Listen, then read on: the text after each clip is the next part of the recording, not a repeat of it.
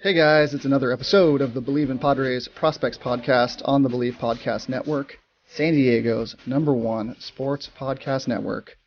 There's no Wade, but we're still doing episode 42. Got Eric Cross on the show, special guest. He's the lead MLB and fantasy baseball writer and prospect analyst for Fantrax, and he also does his own podcast, which just started, called the 5-Tool Pod. I encourage you guys to all check that out.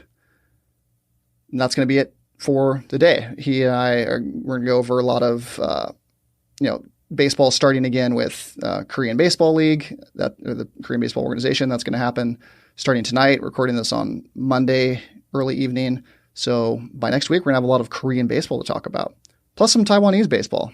They call it the Chinese Professional Baseball League in Taiwan. So going over that, lots of Padres prospect talk, some fantasy talk. He's a big fantasy guy. Really enjoyed having him on. But before we get to Eric, you can still have some fun betting at betonline.ag. There's no NBA, no NHL, no MLB, but like I just said, some KBO. There's poker, other things to bet on. Hit the roulette tables, the virtual roulette tables. Hundreds of places to wager, including online blackjack, poker, esports, the elections. Are some able to gamble in the elections? And the big $750,000 poker series. They're still fun to be had, so go to betonline.ag and use the promo code MYPOD100 to receive your welcome bonus on your first deposit. Again, that's betonline.ag. Use the promo code MYPOD100. BetOnline, your online wagering experts. So let's get to Eric Cross. All right, joining the show now is guest Eric Cross. He's the lead MLB fantasy baseball writer and prospect analyst for Fantrax. Sorry, that was a mouthful. And co-host of the 5-Tool Pod. What's up, Eric? Thanks for coming on the show. Hey, man, thanks for having me on. It's always good to talk some prospects, especially during this tough time where I'll talk baseball anytime. How have you been holding up? How have you and your business, because I don't know, doing podcasts and writing stuff, we're both kind of in the same business-ish kind of thing, creating content from baseball. So I was curious how your podcast is doing and how you've been filling your time lately.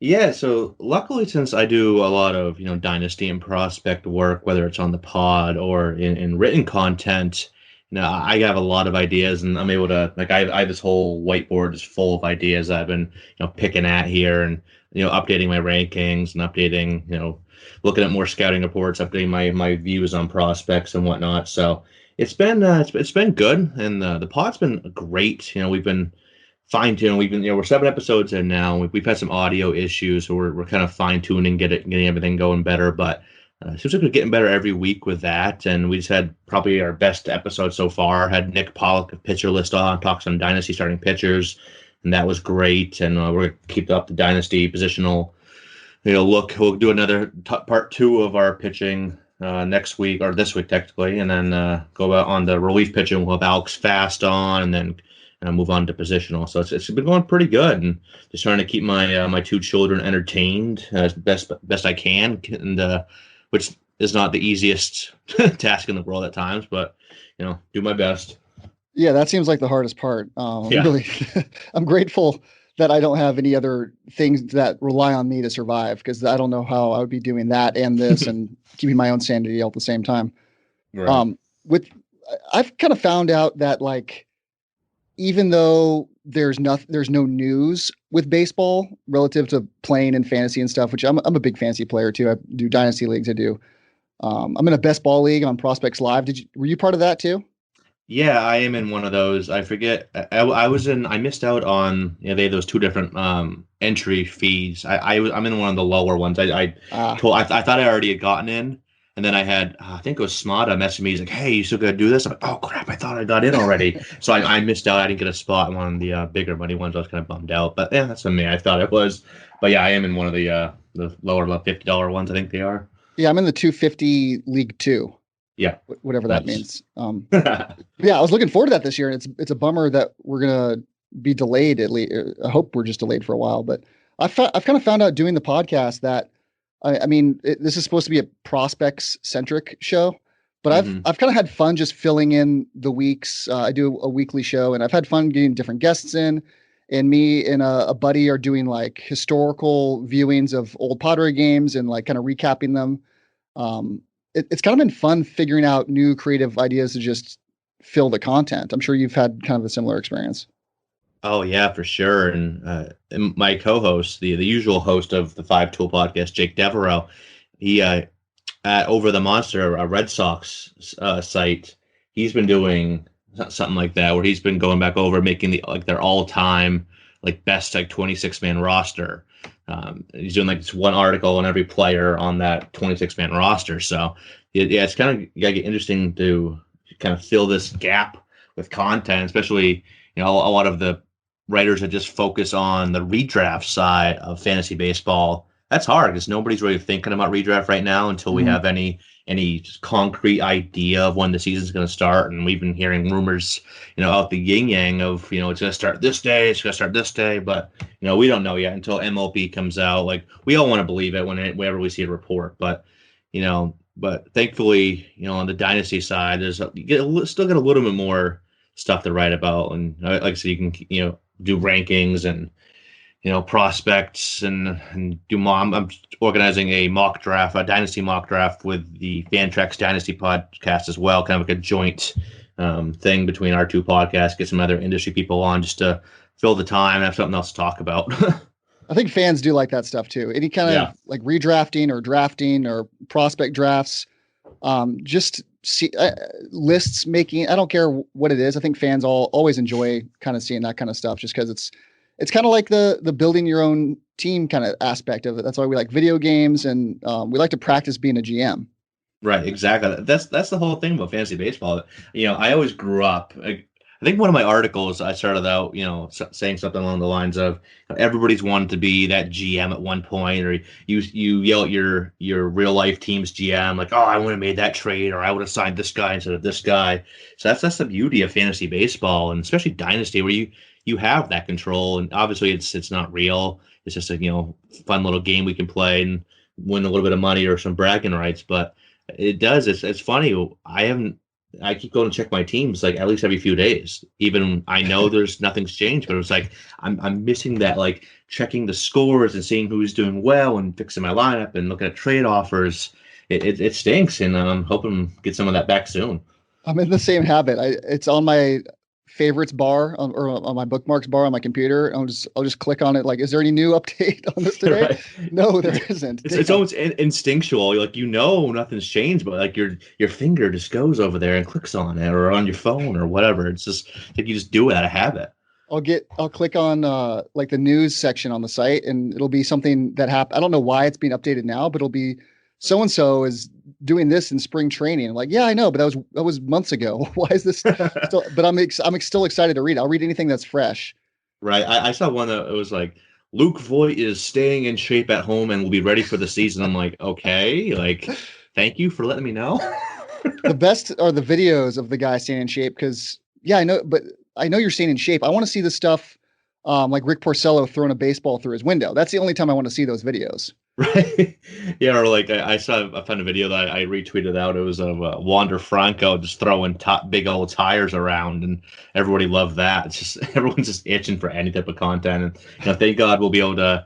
ESPN figured out how the agreement to air some of the KBO games, so at least we'll have that. Yeah, like I told you, I don't know too much about the KBO. I haven't dug in a lot on all the Asian leagues, especially the KBO, but I'm going to watch it. I think it starts at like 1 a.m. my time on the East Coast. So yeah, I'll always watch probably an inning or two just to get some sort of baseball fix here. I was going to ask you about that. Thanks for leading into those. I'm very excited. I actually used to live in Korea. I taught English. Oh, wow. And I lived in Busan. So I'm a Lotte Giants fan. And they've been historically one of the worst teams probably in the KBO. But I didn't realize they have Dan Straley on the squad this year. So I'm excited to watch them. That's right. He is over there. Yeah. Yeah. I didn't see them on the schedule coming up, but I'm kind of just excited for any baseball. And for us here in San Diego, it's going to be on at 10 o'clock. That's kind of perfect for me. Just a thing to throw on baseball right before bedtime. Yeah. That's a lot easier than 1 a.m. Yeah, I'm really excited for it. I didn't even watch that much when I was over there because I didn't have television that could watch Korean stuff in my room. But went to a few games, and they're really fun and energetic. And I've never been more excited for Asian baseball on ESPN. I think they should have this more often. I mean, what else does ESPN have to put on except for Sports Center, the 10th viewing of the same show at night? Why not throw on a KBO game or a Taiwan game, especially if there are MLB players that used to be here that are over there now? I think it's a good idea. Oh, absolutely. And they can do it on all sports too. Like you said, you hit it right in the head from like basically, 1 a.m. through when they get back to the morning cycles of Sports Center. It's a lot of this crap. And, there's not many people up there from 1 to 6 a.m. But, for all those night owls or people that are working overnight or whatever, they can do it. They can do it with baseball. They can do some, Chinese basketball league games, or, that they can kind of really tap into that market. And maybe this is the start of it. Maybe this agreement they worked out with the KBO, maybe that's the start of it. Or maybe that's, just for this time until we get MLB back, and then it'll be done with it. Who knows? But I'd like to see them continue with that for sure. And I think Vegas should absolutely be supporting this. Vegas, New Jersey, all the gambling hubs, because you're more likely to bet on stuff if you can actually watch it. You don't really care. There's enough degenerates out there. You don't care what it is as long as it's on TV and you can watch.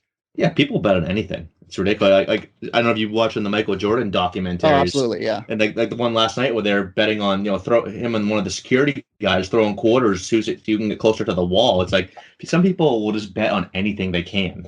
I can't wait. I was just thinking watching that. I can't wait to try that with some friends. The second I'm at someone's house, having some beers, it's super easy. Yeah. Drinking, watching a game or something, just do that on the side, just make a couple extra bucks. It looks really fun. I've never seen that played before, but I'm all in. I can see myself wasting like 2 hours doing that. Like all of a sudden it's like, oh, it's 2 a.m. When that happened. Get way too good at it. Yeah. Let's get into some Padres stuff here. Should stay on topic a little bit. Although I appreciate some good baseball talk, no matter what it is.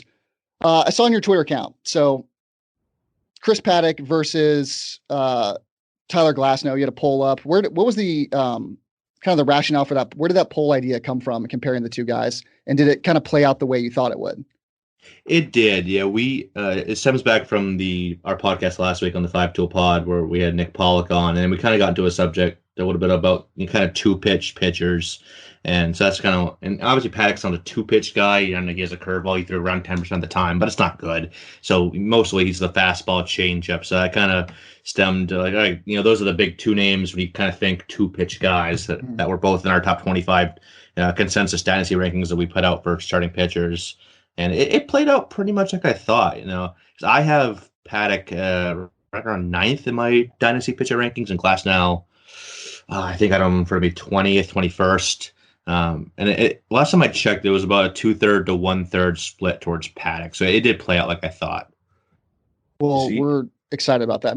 I think we were a little too, just judging by the crazy people on Padres Twitter, probably a little too enthusiastic about Paddock for what he's going to be. I don't see him ever being like a true ace, but we're definitely love the stuff. Like you mentioned, I think he needs a third pitch, and he's been working on stuff kind of secretly behind closed doors. I think working on that curveball, and if he can develop a third pitch, obviously things can change. But for what he is right now, I just don't want people's expectations to be too high. Over Tyler Glasnow, I think that's a really good comparison. I think those guys are close, especially with Glasnow's resurgence last year. Was a top prospect, wasn't working out, then kind of exploded again finally, and then got hurt, I think, to finish his season last year. But I thought it was right on. I was surprised a little bit that Paddock was getting so much more love, kind of the East Coast versus West Coast.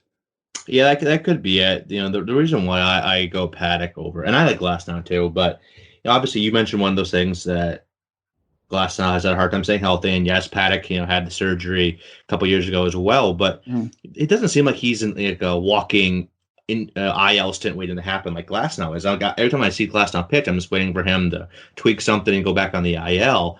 So that factors into it. And then another thing that I always look at, and something I've been focusing more and more on as I get more and more into the scouting department, is command and control, and something I've been valuing a lot more lately. And I give Paddock the edge there.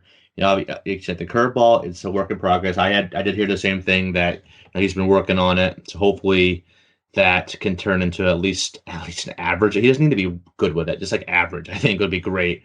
But and I do agree with your assessment on Paddock. I don't think he's going to be an ace, but I think a comp that has popped into my head lately is kind of like a Kyle Hendricks, but with like more strikeout potential. I like that.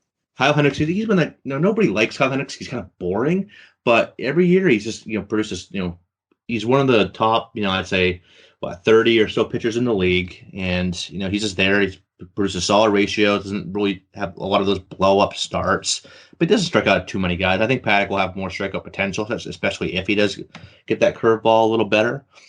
But it's someone that's just to be a really, really good pitcher, like a really good number two for a long time. But maybe that's a number two behind Mackenzie Gore once he gets up. But I think he's gonna be a good complement to Gore and Patino, and this would be a really dominant 1, 2, 3 for a long time. Man, I hope so. And if those guys all stay healthy and reach their potential, it's going to be a really fun top three. Another the age of the big three pitchers has kind of gone, hasn't it? Didn't it used to be the last really good ones? I'm thinking off the top of my head, the A's, obviously in the early 2000s. And then before that, like the Braves. Yeah, the Braves. But other than that, the big three pitchers, the Padres could grow their own, and it could potentially be one of those level trios in my mind. Oh, for sure, and it doesn't even stop there too. Those are the three everyone talks about, and rightfully so. But that you look up and down this this system, and obviously they have Dinelson Lamet, who he's kind of can be shaky, but he could be like a high strikeout number 4 type of starter. And they got I still have some hope for Adrian Morejon to do something. And they got Ryan Weathers in the lower levels and Joey Cantillo, so they can really mix and match here. Obviously, I think those three we just talked about are probably locked in, but they have a lot of options for to fill out the rest of that rotation. Garrett Richards is there too, and he's been good, but obviously hurt all the freaking time. But this would be really good. A couple, and don't forget, someone that people always forget about, and he hasn't pitched in like 43 years, so I get why. But Anderson Espinosa was a top 25 overall prospect. Mm-hmm. Was it 2015, 2016 or so, back when he was still with my Red Sox. So yeah, he hasn't pitched since like August of 2016, but that upside is still there. So maybe he's a bullpen arm going forward because he the smaller frame, all the arm issues, shoulder and elbow, which is really, really worrisome. So maybe they move him to the bullpen. They probably should down the road if they want to get anything productive out of him. But and then throwing like a Miguel Baez, could be a nice bullpen arm, and Reggie Lawson. There's so much pitching talent in this system that they could have a nice homegrown rotation and half their bullpen as well. So if I was a Padres fan, I'd be excited. It's great because there's no pressure on a lot of those other guys, those second tier guys, to have to make an impact in the rotation. Like even Joey Cantillo, who probably profiles better as a starter than a reliever because his stuff isn't maybe as explosive.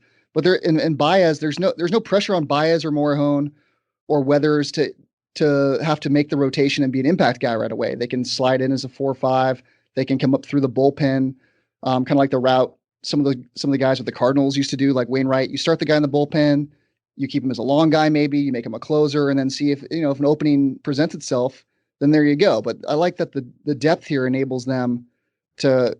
They don't have to rush into these guys. Patino, Gore, Paddock are the dudes, but the lower level guys could make just as big an impact in the bullpen and be really good in the bullpen and save a lot of money. Absolutely. You hit it right on the head. And, the Padres have been obviously one of the systems that does like to push guys a little bit more. We obviously saw that with Tatis and Paddock last year, and we could see that with Gore and Patino this year, but, they don't have to. Obviously, people want to see results. Everyone's been talking about how good this Padre system is for the last handful of 4 or 5 years. And they started producing some of these guys, but I think, this is the time, like, all right, let's start seeing more and more of these names come up and actually produce at the major league level. Obviously we got Tatis and Paddock, but let's get Gore up here. Let's get Patino up here. Let's get Taylor Trammell up here in the next year or so, and Morejon, and then, a little bit further down the road, CJ Abrams and guys like that. But I think you're going to see some of these prospects turn into some really good ball players and, fill out, and even on the offensive side of things too. Obviously the pitching kind of takes the forefront here, and rightfully so. But there's a lot of good hitters in this system too, and they'll probably add another 1 or 2 in this draft as well. So my co-host Wade, who isn't here today, would probably love you. I just noticed that CJ Abrams is in your top 10 overall dynasty prospects. And I Yes. think obviously everyone really likes him, but you seem even higher than Mo. Probably one of the more aggressive people I've seen on him. One spot after Gore in your rankings. What's your reasoning for being this high on him? He hasn't even played a full season of pro ball yet, and he's basically only played rookie ball to this point. He has. I've done a lot of digging into CJ Abrams, and after the draft, I liked him quite a bit. I think I probably had him around 20th to or low 20s in my rankings. Maybe it was high teens, and I had him behind for that draft class behind Andrew Vaughn, and then if you factor in the J2 guys, Jason Dominguez as well. But the more I look into CJ Abrams, more video I watch, and I've talked to a few scouts, a scouting friend of mine that covers a lot of the Arizona. Saw a ton of CJ Abrams and just couldn't stop raving about him. And he wrote an article, and he listed him as the number 2 player in the Arizona League behind Marcus Luciano of the Giants. So everything I've heard about Abrams is just glowing, as glowing can be. And like I said, I've just been watching so much video. Obviously, the speed is double plus 280 grade, depending on where you look. I have it probably more down towards 70 grade, but still, that's ridiculously fast. Who's it? Ray Butler of Prospect 365 threw out the name, Trey Turner, which I like, and I had thought about that name as a comp too. And I think he might even have more power and maybe even a better hit tool than Trey Turner. He puts the ball in play a ton, does not strike out a lot, can work the count, can use all fields, hits the ball hard. So I think the power obviously is the last thing to come. And I think it can. I think assuming he adds bulk, he still got some projection left in that frame. So I think he can add a little bit of bulk here before his development's all done and just start driving the ball more in the air. I think there's 20 homer pop, maybe even, I think 25 at peak, like as a ceiling, best case scenario. I think that's in play. I think you could see him, when he gets to be 24, 25, 26 in that range, have some of those low 20s homer seasons, go along with a 280 to 300 average, 30 to 40 steals, just that all-around package. And when you factor in, when you put towards a fantasy aspect, look how highly Trey Turner has been valued in fantasy leagues for a long time due to that speed and the fact that he's not just a D Gordon. He can also hits for average, hit a little bit of power as well. So I think how speed gets valued and the fact that Abrams can bring a lot to the table as well at the plate, I think that's going to make him just an absolute stud and someone that obviously he's probably going to hit first or second in the order, score a crap ton of runs as well. So I think just the fact that he's going to be probably a stud in 4 of the 5 categories, and maybe RBI, he doesn't get a lot of that hitting at the top of the order, but this guy is just like an all-round stud offensively waiting to happen. And whether it happen, whether it probably won't be at shortstop, obviously with Tatis, maybe at second base, maybe at center field, who knows? I've heard people say, "Oh, I don't want him if he's not at shortstop." Like, what? You don't want a guy that can maybe go 300, 20, 40? I don't care what position you're at. That's a damn good season right there. Someone that would be like a first-round fantasy talent. So, obviously it's a long way to go. Like you said, he hasn't played his first full season yet, and obviously this year doesn't help. But I think this is a guy that definitely has that potential to just be an absolute offensive stud when you factor in his contact skills, his approach, the butting power, if that continues like I think it can, and obviously the elite speed as well. Do you see him progression-wise being like one level per year, kind of like the standard, or do the Padres make an adjustment with him being like such a dynamic player, kind of like they did with Paddock or Tatis, moving him up more aggressively? What do you think his timeline is like? Is the Padres, Preller is kind of building the team to win right now. Do you think he's up in maybe 2 or 3 years? I think he can. I think he's a more advanced prep bat than most. So I think, he'd probably start this year if we have a minor league season, probably at low A. I could see him getting, some couple months there, moving to high A. Whether he has enough time in this shortened season, who knows? But kind of in a general sense, I could see him, after a couple months going to high A, and then maybe starting back at high A next year, double A, and maybe seeing him 2022 to maybe 2023 at the latest. So I think it's due to the contact skills and the approach. And he's he's a more advanced hitter than most his age that you'll see. So I do think he can move a little quicker than, one level per year, maybe 1.5 levels, or, 2 levels 1 year, 1 level the next, once he gets up into the higher minors. But I think that plus the kind of the MO of this Padre system, especially, and they don't push everybody. That's, people think they push everybody. They don't. Obviously, they have to show that they can handle it, obviously. And I think Abrams is going to be one that can. Everything I've seen from him so far, looks like this guy's going to be the real deal. So, we'll see. Obviously, he's still only, I think, 8. Even I don't even think he's 19 yet. If he is, he's barely 19. So, but it'll be interesting to see. But I do think he's one that can move quicker than most high school bats you see. What have you thought of the Padres' draft strategy since Preller started? They seem like they kind of alternate years where they go really high upside, high school prep player, either pitcher or hitter. It doesn't really matter. Just who's the best on the board. It seems like Preller just has his list. Who's the best guy? I don't care how close they are to the majors. I don't care about development time. But then so he takes Mackenzie Gore, he takes CJ Abrams, but then he on the other side of that, he's also been kind of prone to go the safe route with, I thought, the Cal Quantrill draft. I thought he was trying to play it safe, save money in the first round, and then overspend second, third round, go get guys like Hudson Head or something. So he's kind of all over the place in terms of strategy. Have you liked the Padres? A couple of them have been really good prospects so far, not much major league success. But what have you thought about their draft strategy since Preller took over, and where do you think they go in the draft this year in that 6th spot? Or is it 8? I forgot. It's 8. I thought it was 6. It is 8. Yeah, so I like the fact that they're just going best player on the board. You've seen, Cleveland's another team that's done that as well, where they don't really care about proximity, especially when you're a team that already has a pretty good farm system, where you're not like desperate to get Casey Mize or someone like that in your system. That like, okay, I need this guy to contribute within the next 2 years. Padres already have a pretty solid major league roster. They already have, obviously, arguably the best farm system in baseball. So they can afford to take, especially right now, maybe it changes in 5 years, maybe the system looks different once all these guys are up. But right now, in the current state of their system, they can afford this. Hey, let's take the best guy on the board, and who cares if he's 2 years away or 4 or 5 years away? And I like that. And when you have a good player development team that you have faith in, which they do, that makes it even easier to make those types of decisions. So I think they're going to go another high school player here.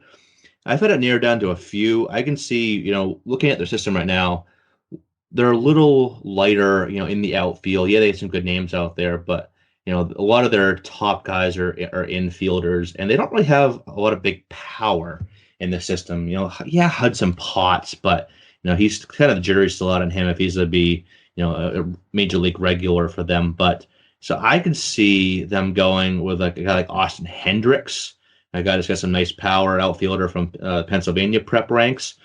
And if they don't go him, as I don't think they'd go college bat here, maybe a Heston Kjerstad. I'm probably butchering that last name, but maybe they go with him. But I do think they stay kind of in the pitchers or the high school prep guys. And, there's a lot of good pitchers. Obviously, for pitching, you got Lacey and Hancock as the top 2, kind of like the tier 1 of pitchers in this class.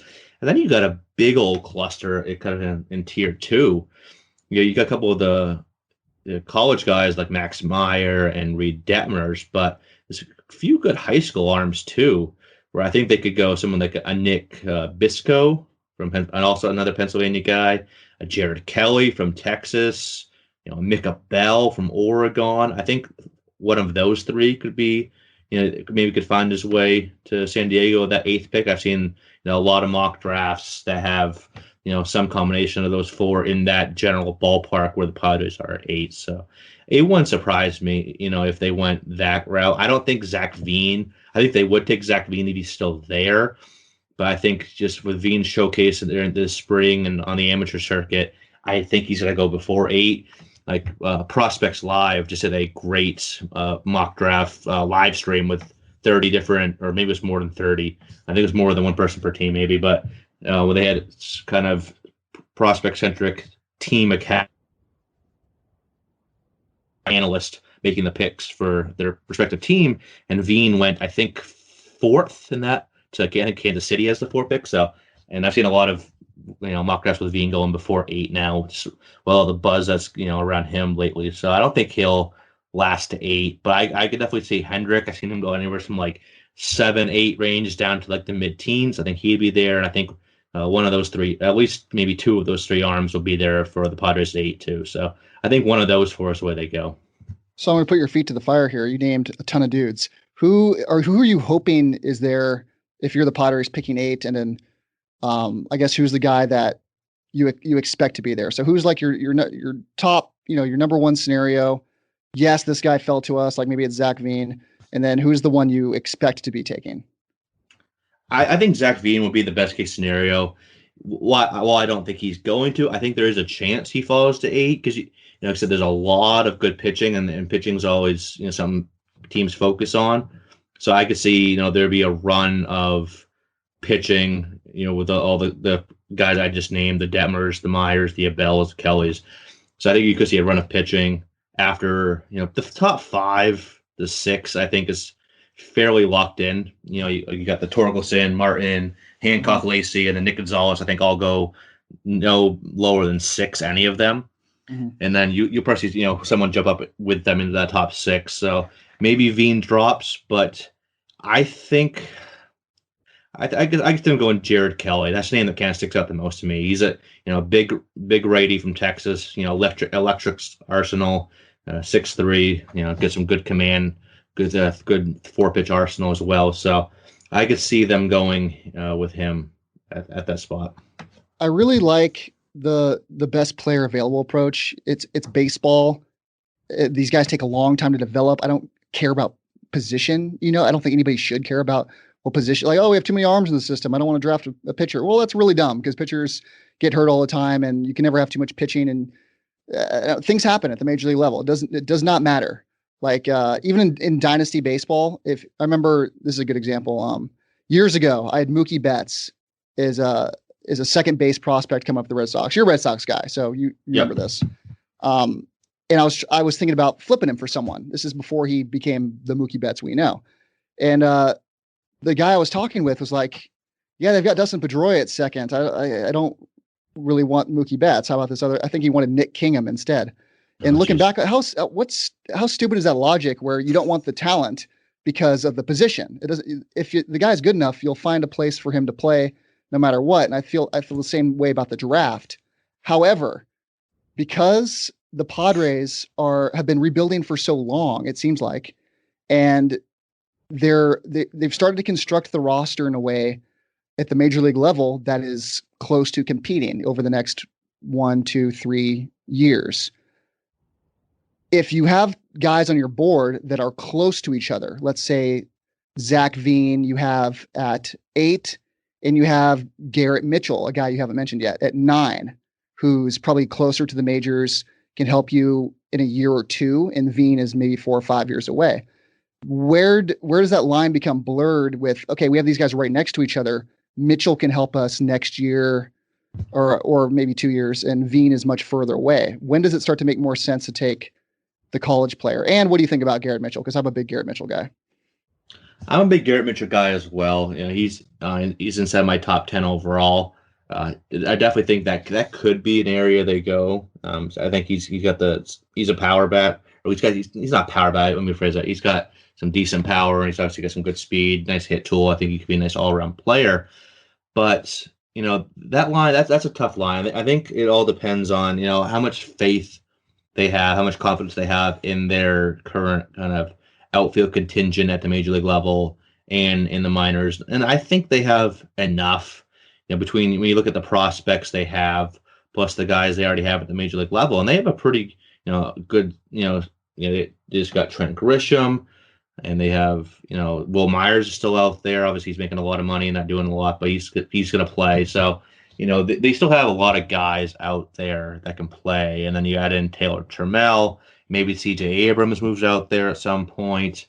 Edward Olivares is a very underrated guy that could be. Love that guy, yeah. Yeah, maybe he's just a high leverage fourth outfielder, but I think he could be if given the chance, potential to start. I think he could fit in well.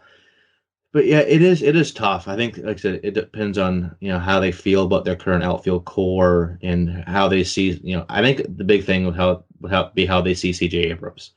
Mhm. Do they see him as a guy that can shift over to second? Do they see him as a guy that can move up the center field? Which I think those are the two logical ending points for him. Obviously, you got Tatis and Machado on the left side of that infield, so he doesn't really profile as a corner guy. Obviously, he's not going to first base, but the second or center field. So I think that'll be a big determining factor if they go a guy like Garrett Mitchell. But to get back to your other point too, where a one of the local sports talk radio up here in Maine, one of the two hosts, when it comes to prospects, he's always had a saying, these things have a way of working themselves out. You think, oh, they got all these pitchers, how are they going to fit them in? It'll work itself out. Someone will bust out. Someone will get injured, So that's why prospect, position depth for prospects, whether at the major league level or in fantasy, I think is overrated, especially more so overrated in the fantasy side where you can make trades. It doesn't matter if I already got these 4 great shortstops. I don't need a 5th. Why not? If he's better than the other person you're looking at, take him. You can make trades. People in this day and age, prospects are always moving positions. Mm-hmm. It's rare. I'd love to see the percentage. Obviously, there's no way you could figure this out, but like what position they were drafted or signed at when they're coming to high school, college, or Dominican Republic, Venezuela, wherever, and then where they end up playing when they get to the majors if they get there. It's like I bet you there's at least 30 to 40% end up at a different spot, especially these young shortstops. So not everyone can play shortstop. You look at all the international guys, like they're all shortstops. Like, okay, you can't have 800 shortstops in the major leagues. It's just not how it works. Mm-hmm. So especially when you're in the lower levels of the minors, like a CJ Abrams, it doesn't matter. You already have shortstops, fine. You already have too many outfielders, whatever. Go for the talent. Like I said, these things have a way of working themselves out. People move positions. People, get traded from the major league level, opens up spots. These things always have a way. Talent will play. And which are the Rockies? They hate talented hitters. So, but all the other 29 teams, talent plays, and that talent will usually find its way into the lineup somewhere or another. So, I think positional depth for prospects and fantasy is way overrated. Until recently, the Orioles hated anyone that wasn't born in the U.S. They just refused to go scout and sign guys abroad until recently when they changed administrations finally. I think we found your next writing project, at least. You can go back and figure out the percentage of players that have changed positions. I'd read that. Yeah, maybe I just focus on a certain maybe I just go like the first X number of rounds from every draft or something, and then I can look at the internet, like the top, X number of international guys, just make it a limited number of players just to get some sort of a sample size. But yeah, that actually makes something. Maybe I don't know if I'll do an article or just tweet it out. I don't know.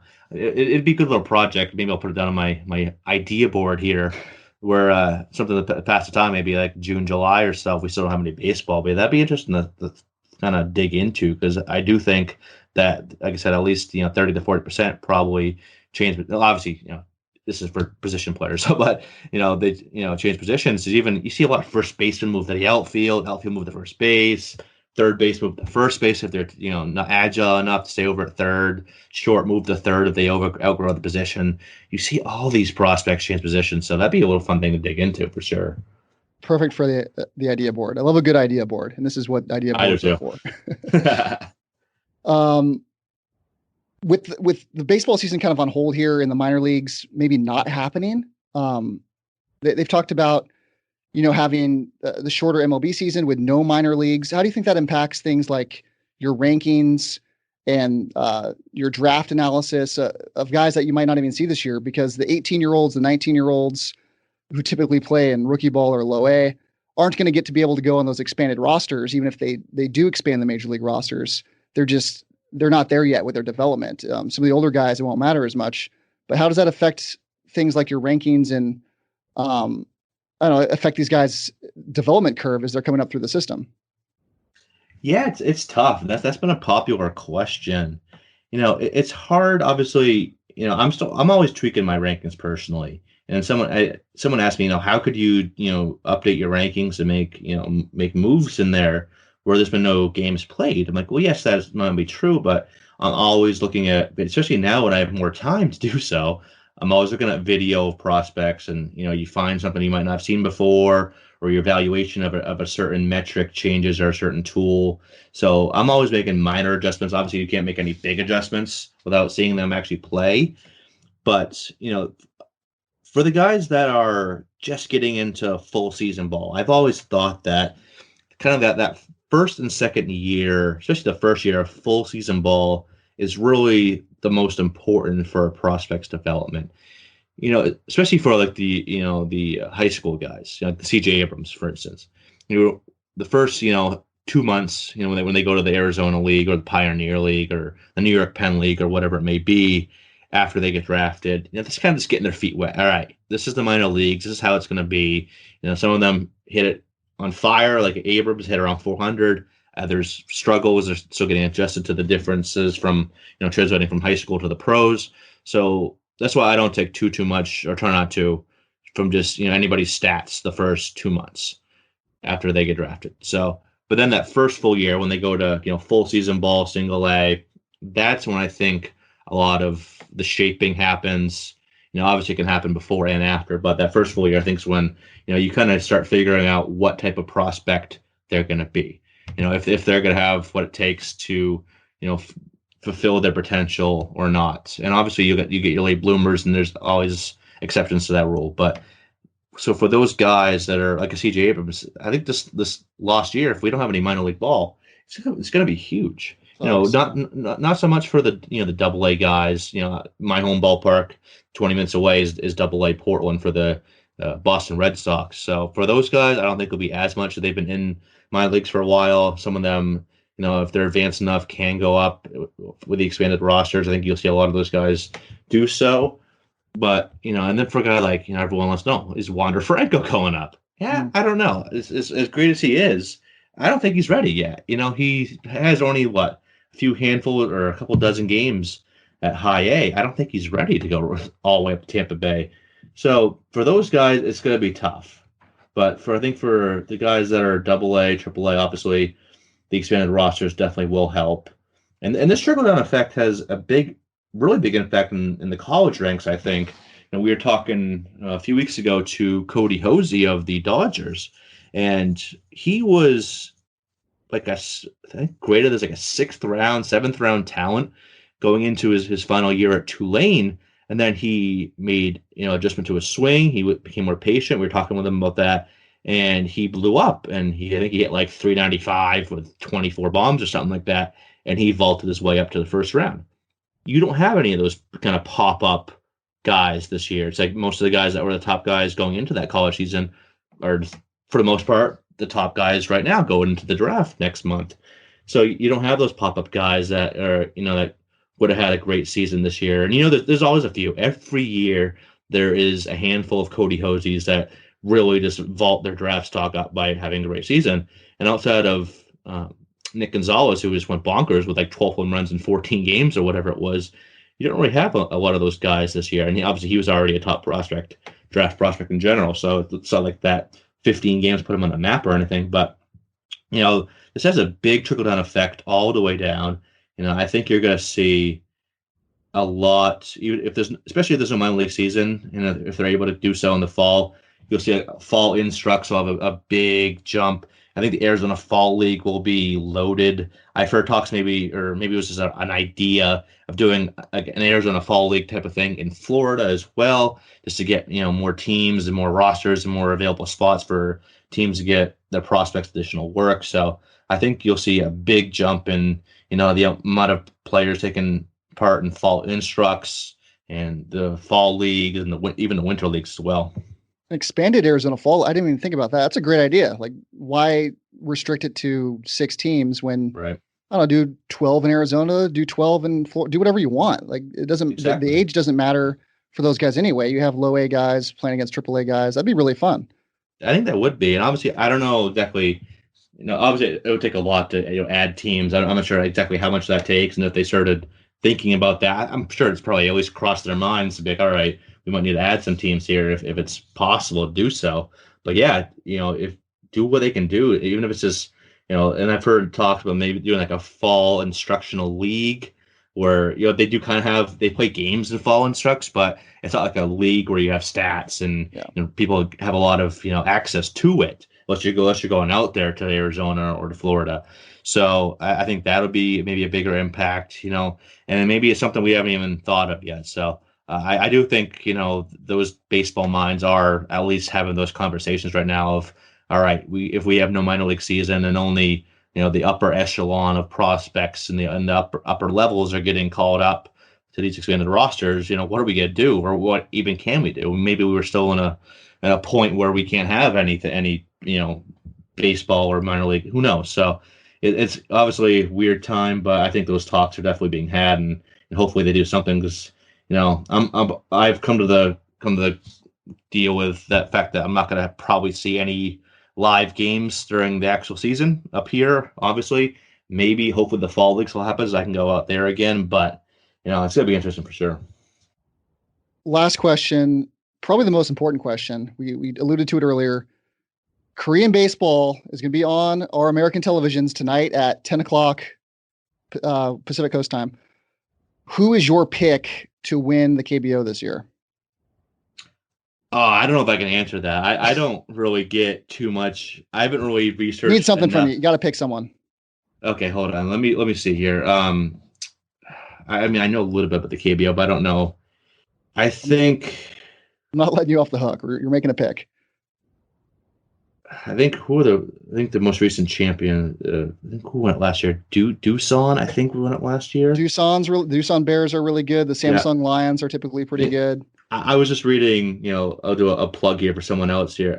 Alex Fast and the boys at Pitcher List put out like a KBO preview today where it went over all the teams, top players, etc. Kind of going over the league itself. That was great. So if anybody wants some more KBO knowledge, I'd recommend that. And I was reading that too. And for my takeaway, I think I might go with Doosan. I know it's the most recent champion. They're defending champs. That's kind of a boring answer, but from what I read, they got a pretty good team again. So I'll go with the Doosan Bears to repeat. Oh, Drismer Despaigne pitching tonight for the Twins. Oh, there we go. Yeah, I'm looking forward to that. I loved Despaigne. You remember Despaigne? He was on the Padres for a little bit. I do. Yeah. If I recall, he was kind of like he never struck out a ton of guys, if I recall. He threw like a 50-mile-an-hour curveball. Yeah, he kind of was like more like the smoke and mirrors, like and come at you with some weird stuff, and he was to overpower you. But yeah, I do remember him. He's been out of the league for a handful of years now. I think probably like 3, 4, 5 years. Yeah, that sounds about right. He was almost the first Padre to throw a no-hitter. I would have really loved that in our history on the stat book. I think I remember that game. Yeah. Only no-hitter would be a Drismer. Who the hell is a Drismer Despaigne? That's in 10 years. That's a good trivia question for 15 years in a row. Like, who's the closest Padre to ever have a no-hitter? Eric, thank you so much for coming on. Loved having you. Follow him at EricCross04 on the Twitter. And hopefully we can get you back on when we have more positive things to talk about, some actual baseball and some fantasy stuff. I'd love to hear more from you on that side. Oh, absolutely. Thanks for having me on. It was a blast talking baseball, talking some Padres prospects, and yeah, hopefully we can chat again when there's a season. Hopefully. All right, big thanks again to Eric Cross. Go follow him on Twitter. Go read him up on Fantrax, Prospects Live, and check out his podcast. Follow our Twitter accounts at Friar Farmhands. If you enjoy the show, if you don't enjoy the show, especially if you didn't enjoy the show, subscribe. That's all that really matters. Rate the show. You can find it on all your favorite platforms, obviously, iTunes, Stitcher, Google Play, TuneIn, Spotify, and iHeart. You can also find us at Believe.com and at Believe Podcasts. Please follow, leave your comments, questions, concerns. Rate the show on all your platforms. You've been listening to the Believe in Padres Prospects podcast on the Believe Podcast Network, San Diego's #1 sports.